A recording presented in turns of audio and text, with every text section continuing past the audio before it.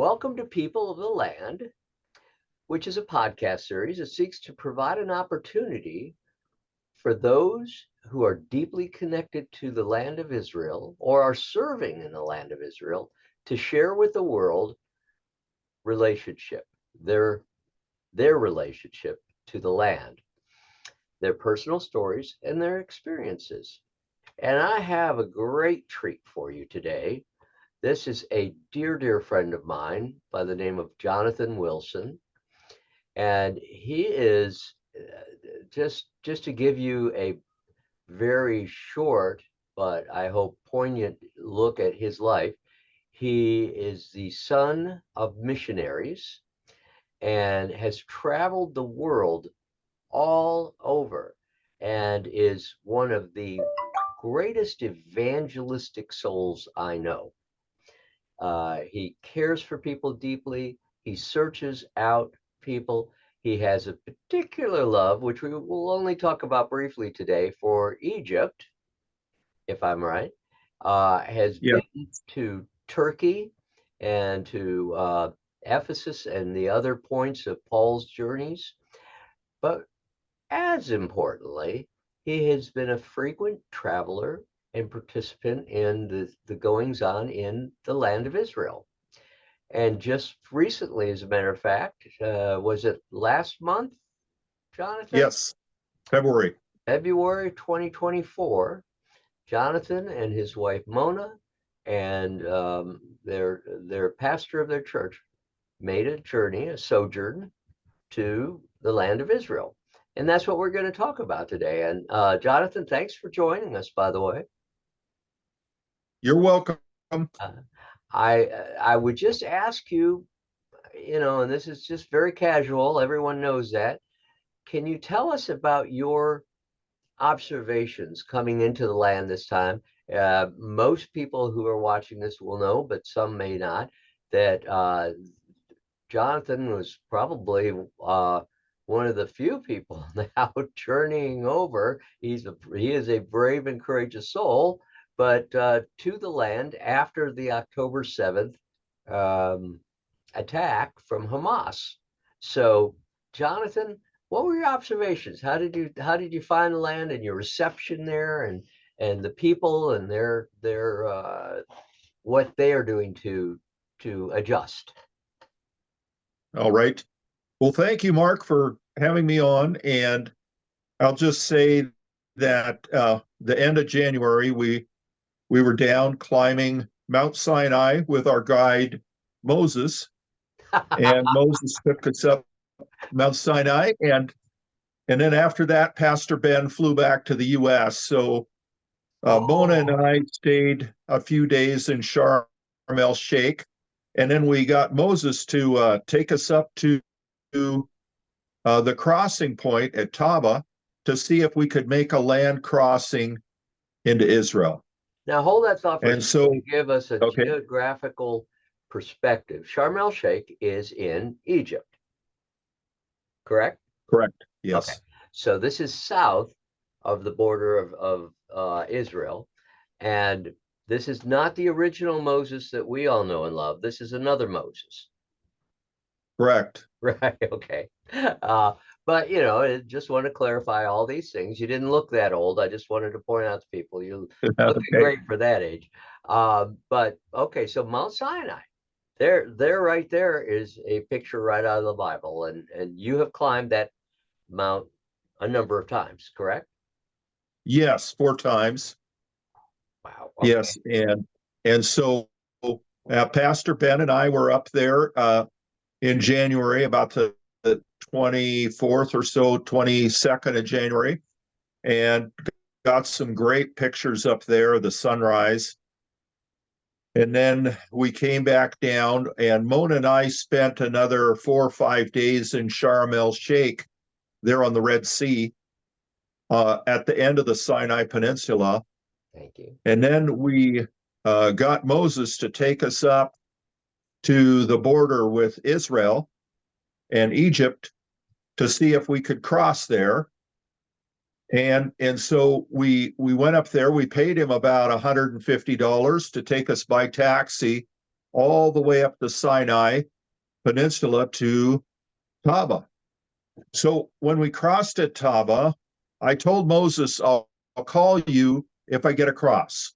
But the first thing the police inside the crossing point did was take away my SIM card. So there was no calling Moses after that. So we went inside and we found the Egyptian staff were very friendly. There were two Arabic speaking Israelis that were behind us, and they went through the crossing point also. And so we crossed over there and there were no problems. Anyway, and then we went on up to Eilat from there. And that was a great visit in Eilat, and it was very peaceful. It was like the city of palm trees in Eilat, and we enjoyed 2 or 3 days there. Eilat And then we is found that that's right by the help me out, the Arab well, where you've got Taba, you've got Eilat, and then you have the Jordanian okay, town on the other side. okay, so it's near the Dead Sea, I would assume. No, Okay, no, it's not. It's on the Red Sea. a Red Sea. That's thank you. I'm sorry, I was drawing a That's blank. fine. Good. Okay. Good. So we wanted to go on up to Jerusalem for a short visit, and we found that you could fly up from Eilat to Tel Aviv on Israeli Air for $35 each. So almost cheaper than bus fare. And so we grabbed the plane and flew up to Jerusalem, up to Tel Aviv, and then we grabbed a shuttle on up to Jerusalem from there. We were staying in a hotel in East Jerusalem, the Palestinian side. We were staying in the Panorama there. And when we got up to the hotel about 1 o'clock, the sign outside said closed. So we thought, well, you know what? Apparently the hotel, because of pressures or whatever else, is closed. So we'll look for another hotel. So while I was searching online for another hotel, somebody came up to the door and he opened it and said, come on in, come on in. So we went in and we stayed there at the Panorama. Now, they did tell us there at the desk, they said, you might not want to go up to a couple of the West Bank towns because it's kind of turbulent up there right now. But other than that, they said everything should be fine. So we went around Jerusalem and we went down to the Jordan River and to the Dead Sea and went back up to the city of Jerusalem. And we had a great visit. It was very peaceful. People were very upbeat. There just really weren't very many tourists there at all. Right. So we went out one of the first days, we went down to stop in at the Garden of Gethsemane. And as I was rounding a corner and going up to the gate there, my foot caught on a stone and I fell flat on my face, bounced on the pavement there. And immediately the gardener who was trimming the hedge up above the wall there came down to see if I was okay. And a car stopped in the middle of the road and he backed up traffic while the driver ran out to make sure that I was okay and did not have a concussion. So I found the people there very friendly. We went into the Garden of Gethsemane and it was very peaceful because there were no tourists there. And then from there, we went across the Kidron Valley and we went to check on Temple Mount to see what days Temple Mount would be open, because in the past, it's only been open Monday and Thursday. And the policeman there said, oh, no, now he said it's open every day except Saturday and Sunday. Oh, okay, well, that sounds good. So that was great news for us. So we were able to go up onto Temple Mount. We had a great visit up there, as much time as we wanted. And then we left. And so that was one day's visit. Another day, we went down to the Pool of Siloam, which is kind of at the bottom of the Kidron Valley there. Yes, it is. And We looked at the other half of the pool, which they have now purchased, and they're excavating that All right. and trying to recreate the whole pool of Siloam, which they did not have even last year in 2023. So that was exciting to see that they're uncovering the pool of Siloam there. We went up through Hezekiah's tunnels up to the old city from there. If you've been up that way before, Mhm. they have put in some wood decking now on over the floor. So if you're a tall person like me, you have to get down in a couple of places. You're hunched over like you're climbing in the pyramids or something.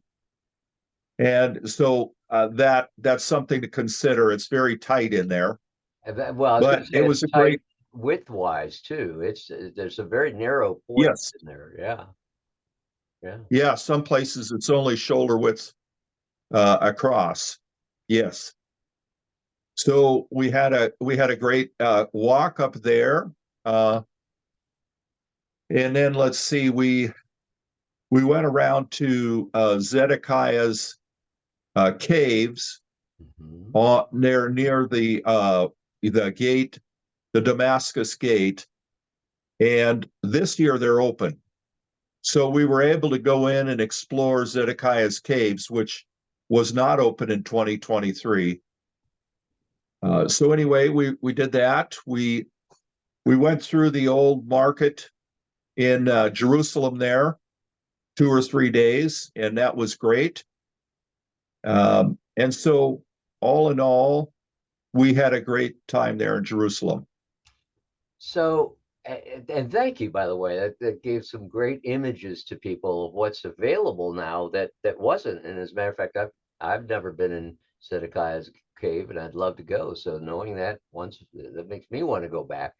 Um, when you spoke with the people, did they have any particular things to say about the political climate, the wartime climate, any of those things? Was that on their minds, or? Not really. The Palestinians, on the whole, didn't want to talk about it. You Mhm. know, they're. I think anybody that has a business there is upset about what happened, and they feel like that there's a few people on one end of the spectrum that are happy to cause problems for everybody else, and so they're a little uh, upset about that. But they got to be real careful because in the Islamic society, somebody might turn you in to the mosque or wherever, and you don't want to get in bad with your neighbors and that. So they pretty much didn't say much at all. Okay. And the Jewish people, there were just a lot more soldiers around. So the city of Jerusalem from 2023, there were probably 2 or 3 times more soldiers walking through uh, than there was last year. Okay. And there's just been a lot of them have been activated. So there are just a lot more soldiers passing through Jerusalem or going here or there. And then when there were some Jewish people that went up to Temple Mount, there was about 18 soldiers with them. And so we found that there is quite a presence of soldiers and security all around. Now, there were none at the Garden of Gethsemane, and there were none at the Garden Tomb that we also visited. Hmm. So we didn't find any around the churches, but in other spots, there were lots of them. Okay. And thanks for from either the Palestinian viewpoint or the Jewish viewpoint.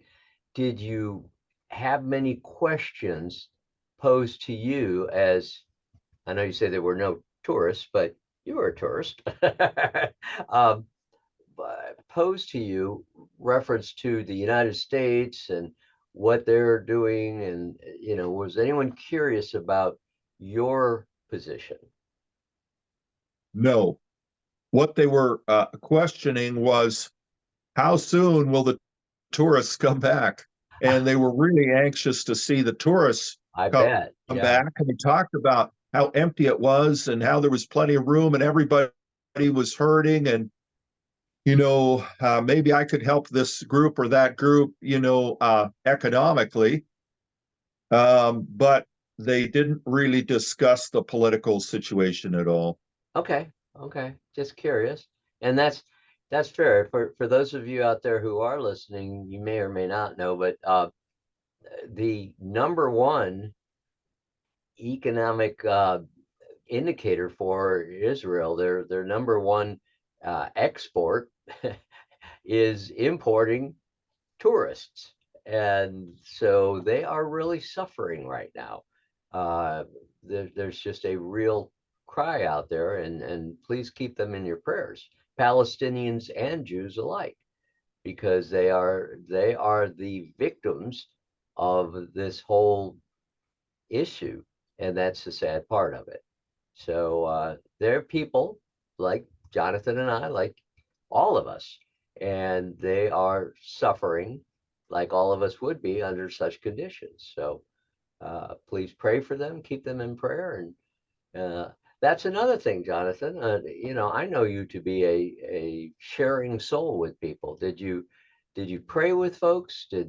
Was that received, or was that something that you found that they were open to? Well, we really weren't with a lot of people. We saw the guy in the hotel. We Uh-huh. talked to him. We left a couple of tracks for some of our Arabic friends, Mm-hmm. but they weren't really looking to converse with us at all, Okay. and they moved off. But I said, look at all those buses between the Garden of Gethsemane and in the upper part of the road there up toward the Panorama Hotel. I said, aren't those waiting for tourists? And they said, yeah, they're all empty. They said there's no tourists filling those buses right now. Wow. So they were upset about that too. But Well, and rightly so. I know that affects their whole livelihood. So, well, okay, you've given us something to pray about, and we will pray for the people of Israel, of all types, because they again are the victims of this. So, um, Jonathan Wilson, thank you so much for sharing your insights and your observations. Glad you had a great trip, and you and I talk about that a lot. So we might have another one of these and bring up some of your other visits. How's that? sounds great. Well, thank you and God bless. And to all of you, if you have any questions, please either email me or reach out to contact, and we'll try to find you answers. And I'll get answers from Jonathan if you have questions of him. But thank you all for joining us. Shalom. Great to be